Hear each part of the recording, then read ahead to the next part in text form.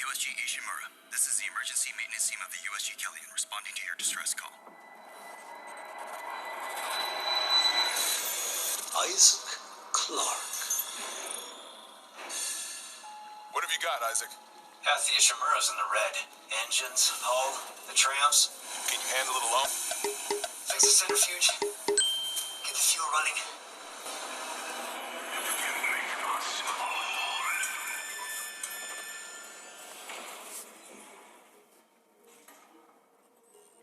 This is Senior Medical Officer Nicole Brennan. Medical is overwhelmed. We need help.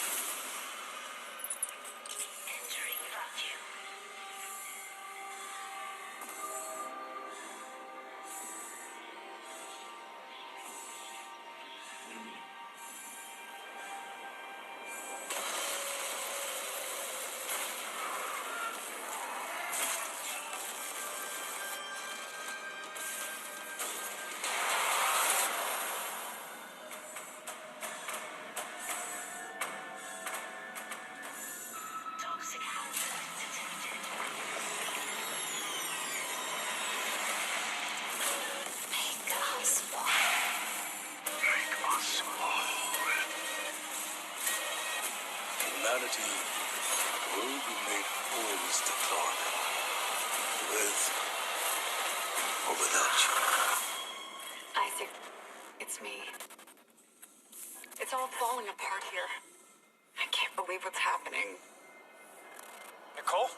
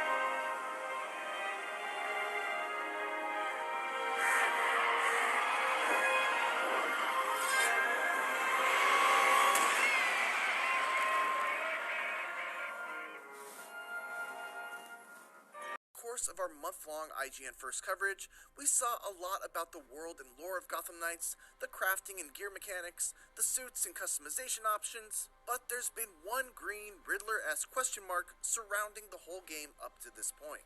How does it play?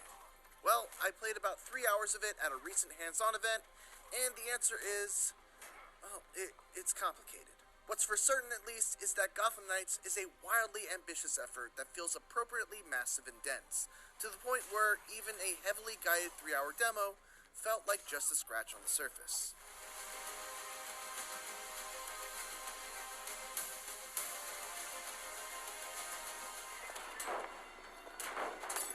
My demo was broken up into 4 chunks. I played the tutorial that involved following a lead on Batman's last case, then jumped into a new save to play the first chapter of Harley Quinn's multi-part villain arc, then continued with several open world challenges related to Harley's story, and to put a cap on the event, I jumped into a late game save that let me and the internet's own Destin Legary face off against Harley in the finale of her arc. And that leads to one of the main reasons why my takeaways from this event are complicated. Gotham Knights is a game that is centered around building up your character, setting and understanding your own skills and gear, and developing your own playstyle. Something that I just didn't really get to do, since I was jumping around to different save files and trying out the different characters.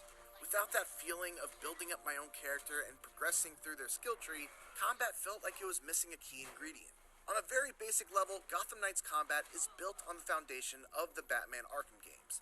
But once you get past the shallow waters, things go in very different directions. Here's where things will be familiar. You press the direction and the attack button, and your character gracefully spins, leaps, or slides towards the closest enemy for a quick strike that initiates a combo. Enemies will also telegraph their own attack with an icon that appears over them, giving you plenty of time to dodge out of the way to avoid damage. It's all super smooth, there are a ton of slick animations, and you're even rewarded for timing your button presses as opposed to just button mashing, just like in the Arkham games. And that's it. That's where the comparisons end, because everything else feels very different. Gotham Knights is much more abilities focused, with a meter at the bottom right that governs your ability to use your momentum skills. As you'd imagine, you gain meter by dealing damage and using your dodge to avoid attacks with good timing. Once you fill a bar, you can use one of your 8 equipable momentum skills for a variety of different uses. Red Hood has a close-range throw that deals a ton of damage to a single target. Robin has a holographic distraction that you can throw down to take some heat off of him and the team. Batgirl can toss out a Batarang barrage to deal a bunch of piercing damage right in front of her. And Nightwing has a cool acrobatic leap attack that lets him get to jump on an enemy from far away. There were also moments where certain momentum abilities were the key to defeating specific enemy types that were armed with powerful armored attacks. Piercing abilities beat armored attacks, for instance, so anytime I saw an enemy with a red attack warning, I had to counter with my own piercing attack, whether that was Batgirl's Batarang Barrage or Robin's Staff Spin attack. All of this sounds great, and I'm very much looking forward to the progression of getting to unlock new momentum abilities, purchase skills that synergize with them, find and craft new pieces of gear, add mods that further enhance certain effects, and find a preferred playstyle for each of my characters when the game actually comes out. My concern is how well that progression, those momentum abilities, the gear, and the deep well of customization options are going to be able to carry the whole experience, because, on a fundamental level, I found Gotham Knights combat to be very flashy, but also kind of bland. Fights quickly started to feel very routine, with very similar enemies in every encounter, to the point where I felt like I had to mix up my tactics, not because I was being forced to, but just to try to make things a little more interesting. My favorite character ended up being Red Hood, because he excelled at a hybrid style of both range and melee, which felt quite different from what everyone else was able to do. Plus, he had some neat tricks, like being able to grab an enemy, place a bomb on them, and then kick them away so you can explode the bomb with a gunshot. The other characters have their fun surprises too. They all generally control the same, which makes jumping between them very easy, but they each have their own combat/stealth focuses and playstyles that are defined by what you put points into on their skill tree. Batgirl can be built to be a single-target DPS machine, or a nearly uninterruptible tank that can self-revive, or a stealthy hacker that can make herself invisible to security cameras. Nightwing can build himself to enhance his jumping abilities and deal massive critical hit damage. He can become a slippery acrobat that gets extra dodges and faster momentum meter gain, or he can be built more like a team leader designed for co-op play. Red Hood can lean more heavily into his range attacks by giving them higher crit chances and more damage, He can become more of a close-range bruiser that aims to get in and grab his opponents, or he can increase the damage he deals towards various different factions of enemies. And finally, Robin can build himself to have a game plan centered around his decoy. He can become a true Batman successor by investing in stealth skills, including Arkham game mainstays like Vantage takedowns, or he can focus on gadgetry and elemental damage. Здравейте и добре дошли в централата на Флип. Казвам се Ивайло и съм генерален менеджер на Флип за България. Флип е между... Just by glancing at the skill tree, it's easy to see that there's a lot to get excited about for each character every time you gain skill points. And that's where I'm torn on Gotham Knights. When I look at the skill trees, the locked momentum abilities, the wide variety of suits that I can unlock, and I think about going through it all with a buddy and taking on more challenging missions, I can't help but get excited at the idea of what Gotham Knights could be. But in my playtime with this demo, things were very far off from that idealized version. Beyond combat, Gotham Knights is very impressive. The city of Gotham is absolutely gorgeous. The many different modes of traversal are all fun in their own way, whether that's by motorcycle, Batgirl's glide, Nightwing's glider, Red Hood's mystical air hops, or Robin's short-range teleportation. The Belfry seems like an awesome headquarters full of optional conversations that deepen the relationships between the four heroes. And you can even play Spy Hunter. And the cooperative play feels extremely well implemented. Since the demo was so focused on the Harley Quinn subplot, I didn't get much of a feel for the overall story of Gotham Knights and how the Court of Owls fits into everything, but I'm very into what I've seen of the characters so far. There are great dynamics between each of them, with the standout for me being between Red Hood and Nightwing. Nightwing's trying his best to step into the role of a leader, while Red Hood finds himself struggling between his thirst for violence and his desire to honor the legacy of Batman. There's a great scene in the Belfry where Nightwing inadvertently touches a nerve by bringing up a story that sets Jason off. And you really get to see the pain and anger that Red Hood is struggling to keep under the surface. I don't know what's worse. Having a chunk of my life taken away from me, or coming back to everyone thinking I'm gonna snap.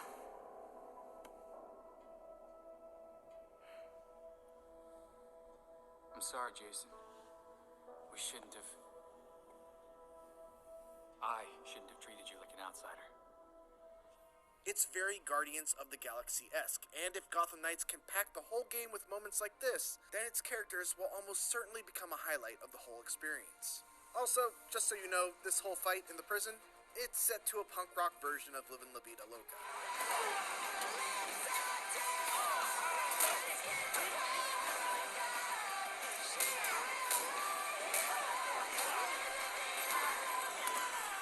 So, you know, that's the thing. Gotham Knights is not an easy game to demo, and while I walked away from my hands-on time less than impressed with many aspects of combat, I still found myself interested in playing more. We'll see how it all comes together when Gotham Knights releases on PS5, Xbox Series X and S, and PC on October 21st. For more on Gotham Knights, don't miss the first 16 minutes of gameplay, as well as Harley Quinn's boss fight gameplay. And for everything else in the Batman universe, keep it here on IGN.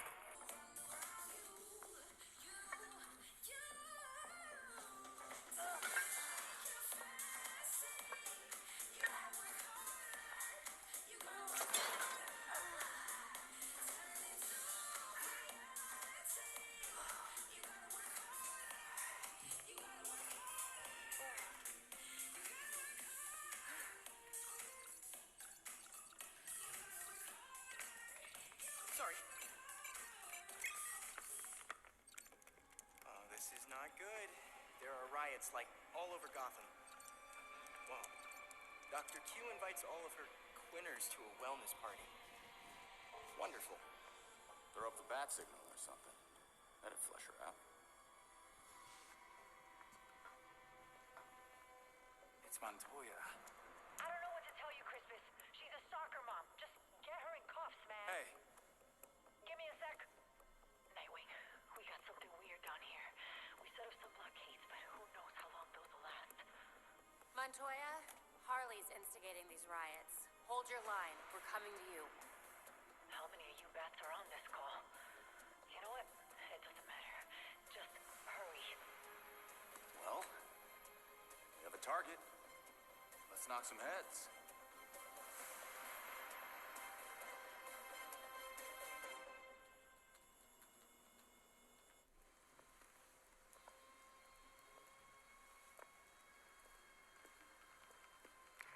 care what you have to do. Keep your barricade up. Fun night? Aren't they all? That depends on your definition of fun. There's still no sign of Harley. This is ridiculous. What do soccer moms and yoga dads need to riot for? Maybe there's a sale on something they don't need. I'll, check it out. Be careful. I'll have to do a lot of paperwork if you die.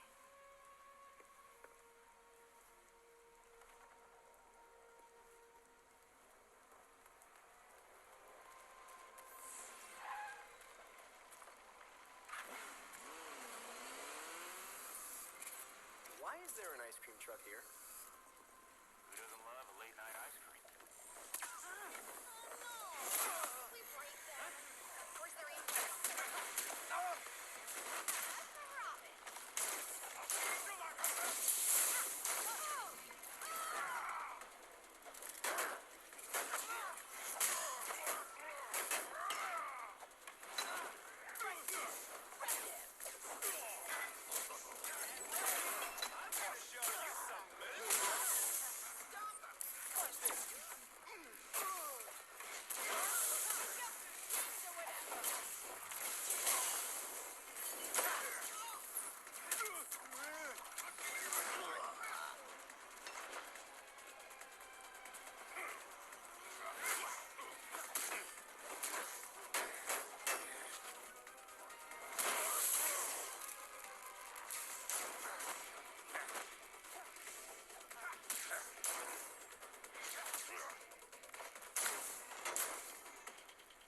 Guess that's it. Now.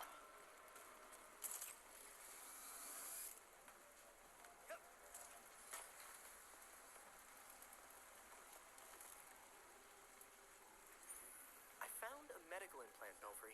Sending you a scan. The number is assigned to a type of neural implant. It's currently in human trials at Daggett Labs.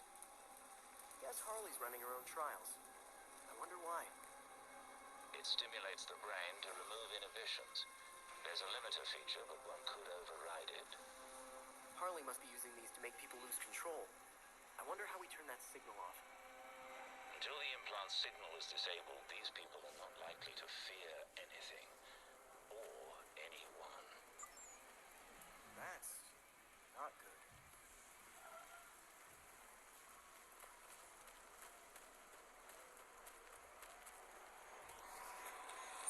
Many of them are there.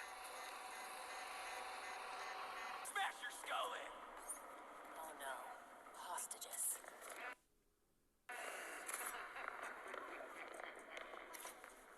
All right. That's good. You're good, Guppy. Thanks. What the fuck? No! Now. 1, 2, 3. All Have right. you met my new friends? I freed them. Way more fun now. No, you're killing them, Harley. Your stupid town killed them. Whatever. You'll see him when you get to the party.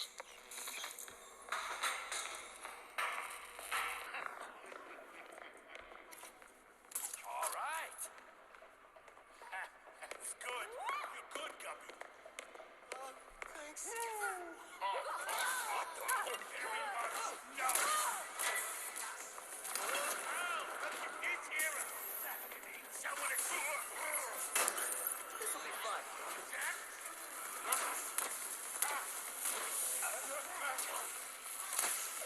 This ain't...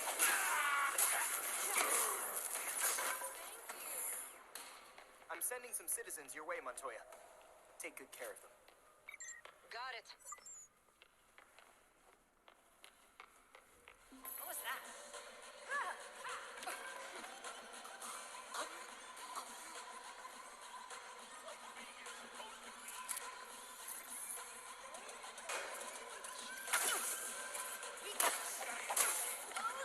This one is ready to play.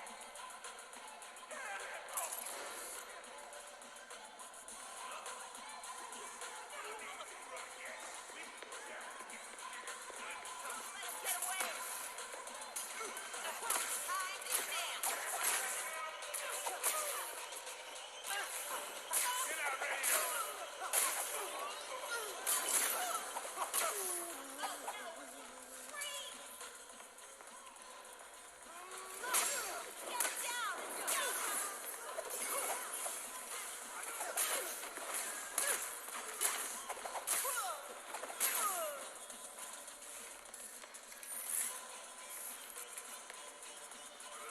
in real life.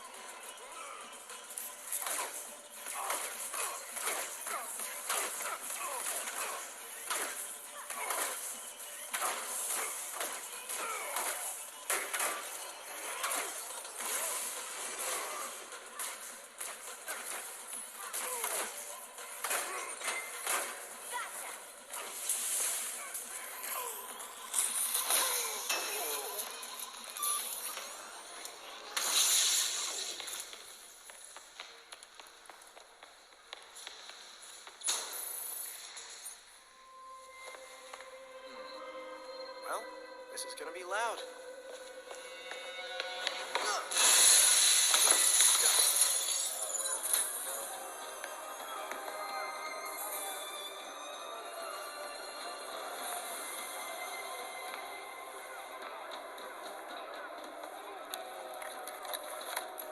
Don't be rude! Mama's talking here. You've got them on remote control. Hand it over. Nuh-uh. My toy. Enough with the games, Harley.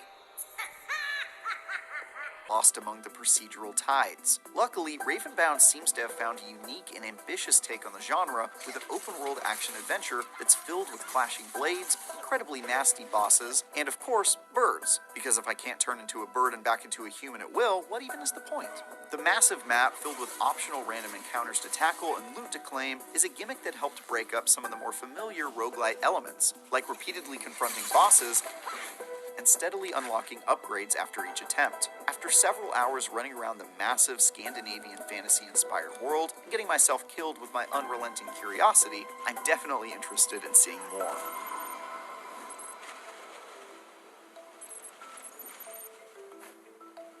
If you're into roguelites, most of the notable elements are present and accounted for. I spent plenty of time rolling new characters, engaging in various upgrade systems to improve my stats in the short term and long term, and getting beaten down by enemies that were clearly beyond my current power level. But what sets it apart are the absolutely massive open-world hubs I explored as I made my way through the campaign. It's a fresh twist that made it all feel unlike anything I've played before.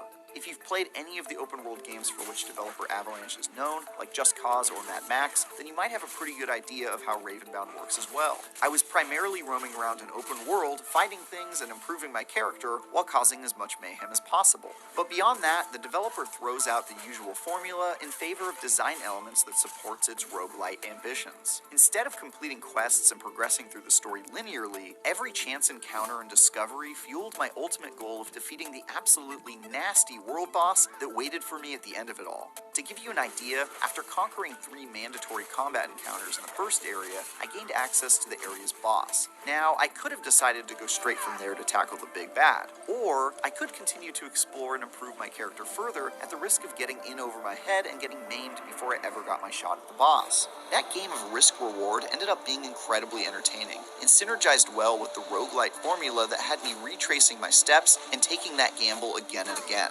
And it certainly helped that the open-world areas are beautiful, the dangerous enemies and creatures I encountered were compelling and sometimes horrifying, and combat, though sometimes a little wonky and clearly in an unfinished state, was fast-paced and challenging enough to keep me engaged after numerous runs. Ravenbound also tries some interesting stuff with the loot system, which is a card-based format that had me building a hand of cards that could be used to add certain bonuses and abilities to my character to modify how I played. One such card generated an additional health potion for me to consume after each combat encounter, while another let me turn into my bird form instantly, allowing for a quick escape for times when I got greedy and found myself in some serious trouble.